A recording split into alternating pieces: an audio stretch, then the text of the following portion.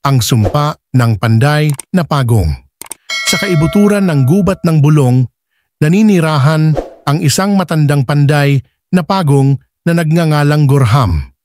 Maitim at sunog ang kanyang likod mula sa mga taon ng pagtrabaho sa naglalagablab na pandayan at tumutunog ang kanyang mga kasangkapan sa bawat hakbang niya. Kilala si Gorham sa buong kaharian ng mga hayop bilang pinakamahusay na panday, gumagawa ng matitibay na sandata at baluti para sa mga hayop na mandirigma. Ngunit may tinatago si Gorham, isang lihim na puno ng dilim na hindi niya maibulalas kahit kanino. Isang gabi ng malakas na bagyo, lumapag sa kanyang pandayan ang isang kakaibang uwak na may pulang nagliliwanag na mga mata.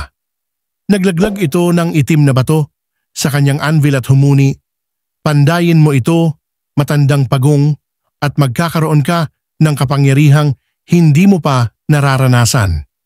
Nag-alinlangan si Gorham, ngunit napukaw ang kanyang pagkamausisa. Sinimulan niyang painitin ang kakaibang bato at habang binabayo niya ito, unti-unting dumilim ang paligid. Parang may nakakasilip mula sa dilim. Bago tayo magpatuloy sa ating kwento, kung mahilig kayo sa mga kagaya nitong kwento, maaari bang pakisubscribe ang ating channel at huwag kalimutang i-like ang ating video. Malaking tulong ito para sa katulad kong content creator. Maraming salamat at magpatuloy na tayo.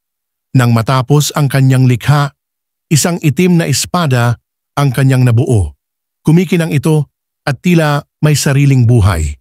Nang hawakan niya ito, biglang nanahimik ang buong pandayan.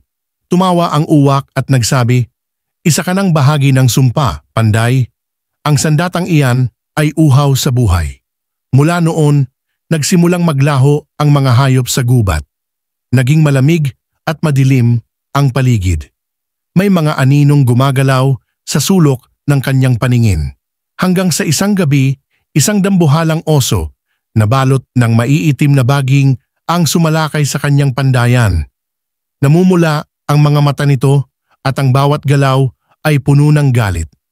Ipinaglaban ni Gorham ang kanyang sarili gamit ang isinumpang espada. Napuksan niya ang oso.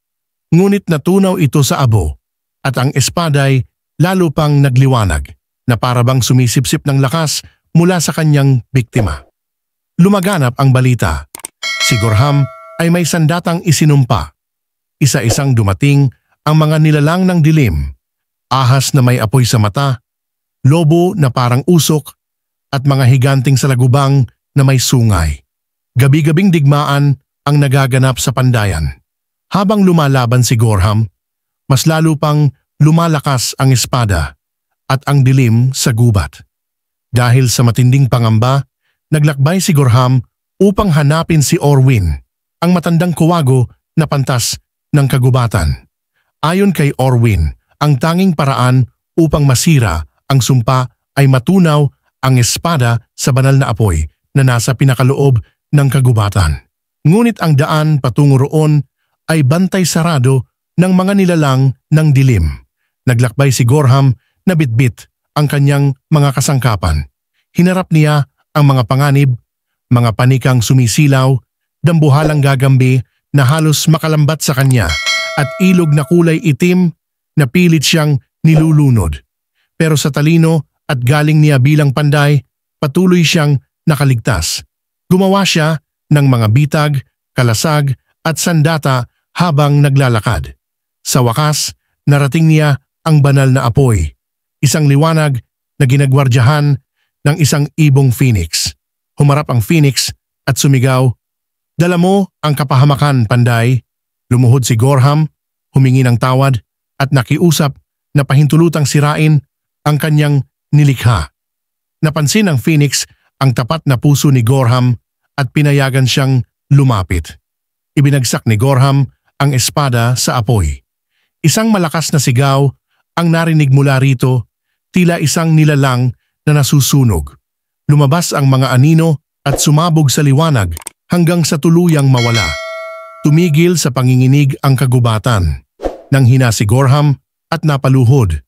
Ngunit lumapit ang Phoenix at binigyan siya ng isang luha na may mahiwagang lakas at siya'y gumaling. Sabi ng Phoenix, "Malaki ang iyong kakayahan, Panday, ngunit ang tunay na galing ay dapat sinasamahan ng karunungan. Ang bawat nilikha ay may kaakibat na pananagutan." Bumalik si Gorham sa kanyang pandayan, dala ang bagong aral. Simula noon, nagturo siya sa mga batang hayop. Hindi lang kung paano gumawa ng armas, kundi kung paano gamitin ang galing sa tama at makatarungan. Aral ng kwento. Ang tunay na lakas ay hindi lamang nakasalalay sa kakayahang lumikha, kundi sa kakayahang unawain ang epekto ng ating mga gawa. Gamitin ang talento sa tama at may pananagutan.